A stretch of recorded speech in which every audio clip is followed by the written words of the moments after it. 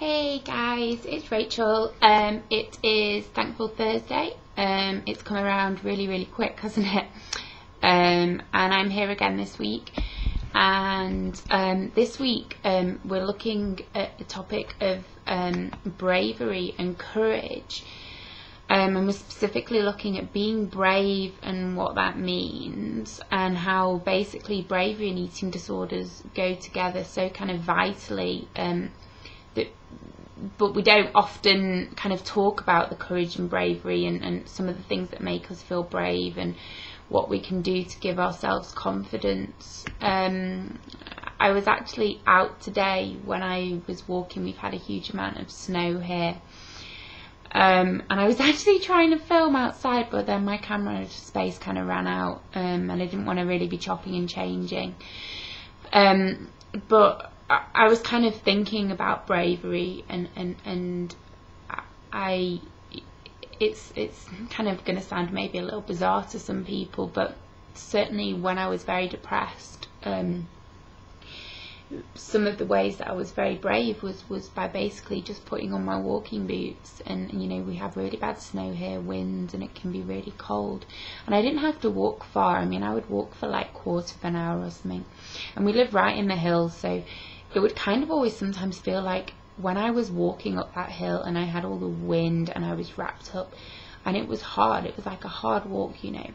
And it wasn't like a punishment thing or anything, but it was kind of like, if I can endure this, you know, it kind of gave me strength. And it's like today when I was walking, you know, I am very unsettled at the moment, got a lot of issues with my anxiety. And I was kind of walking and I was just kind of thinking, you know, these are the things you need to be doing. You get yourself out of the house, you put your wellies on and you just walk.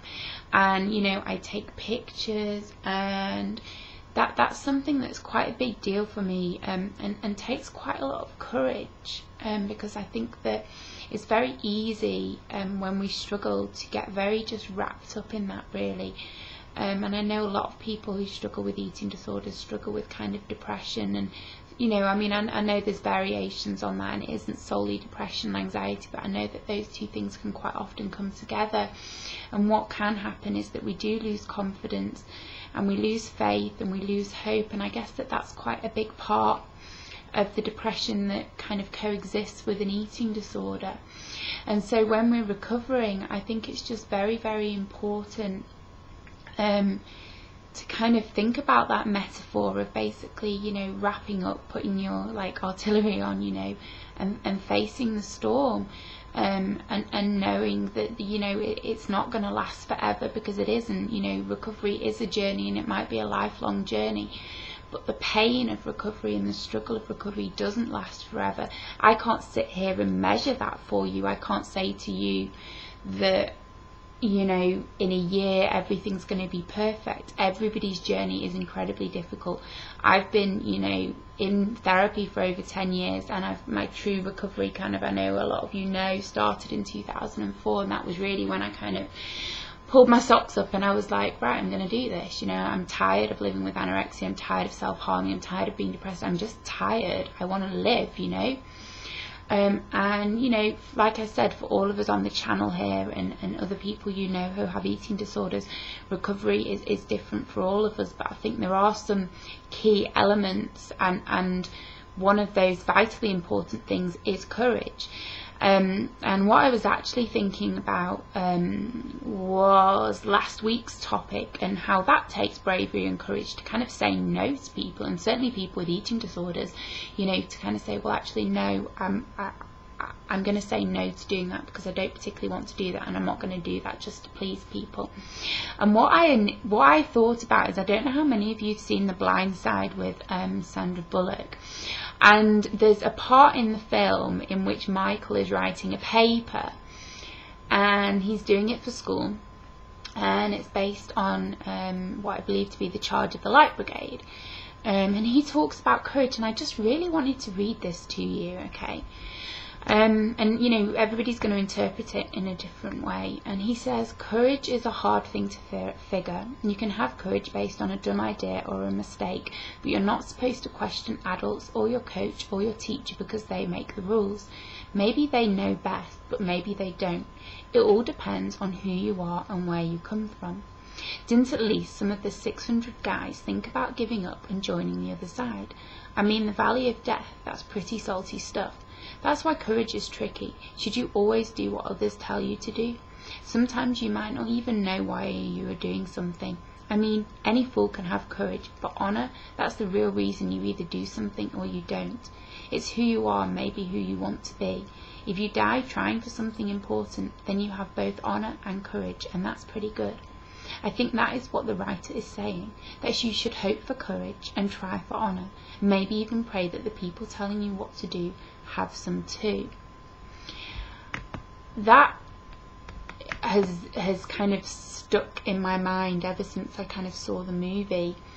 And obviously the film, those of you who don't know, is basically about a guy from the projects who makes something of himself. He's taken in by a wealthy kind of southern family, and I think that there's a lot to be learned. And yeah, it's a movie, but it is based on a true story, and it really kind of, you know, makes me think of this idea that, you know, we can have courage, but we have to be able to put it into action. And that action, and this is the common sort of denominator with an eating disorder, is the doing. You know, recovery doesn't just happen, you know, it doesn't, you know, an eating disorder doesn't just leave you 1 year. It's something. Recovery has to be active, which means that you have to be active. And maybe that's perhaps why I use the metaphors of kind of, you know, wrapping up and going for a walk in the cold and facing that, or, you know, like with the Charge of the Light Brigade, and kind of going and fighting for something that you believe in. And I don't always think we know why we're doing something. When I started to recover, I wasn't quite sure what it was that was driving me to do it.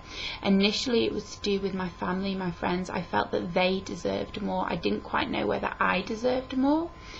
But, you know, they had courage as well. They were brave. My mum was brave to kind of say to me, do you know what, Rach? This needs to change. This has to change, because I can't keep living this way, you know. And for her to do that, and for her to put faith in me and to help me recover, was a huge leap of faith for her as well. And I think that in us making these videos, in a lot of ways, we're having to be brave because we're putting ourselves out there and we're hoping that it's making a difference. And what I certainly do believe is strength in numbers. And I think that people watching these videos can maybe use some of our courage, use some of our bravery in confronting an eating disorder, and trust some of what we say when we're saying, do you know what, it's going to be hard, but it's not always going to be hard. And the courage to say, do you know what, I want this to change, is a really, really big realization. It's a huge, huge thing, and it doesn't mean that things are going to change overnight. It doesn't mean you're going to wake up in 2 weeks and your eating disorder is going to go. But if you can sit there and say, do you know what, I'm going to admit this to myself, I do not want to live this way anymore, and face that. You know, that takes such courage. And courage isn't this like huge, like roaring force that just kind of knocks you over. It's about those little steps, and it's about just every day being truthful to yourself, and, you know, saying, right, okay, I need to do today what I need to do to continue to heal, to continue to recover. And that's courage. That's courage. And courage is also being able to admit that, yeah, okay, I fell down today, but I'm going to pick myself up. And that's what all of this is about.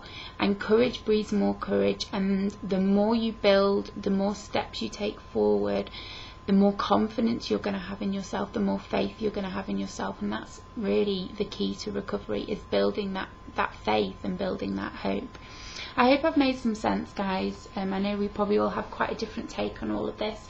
So I hope I've kind of, you understand some of what I'm saying. And I will see you guys next week. Okay, take care. Bye.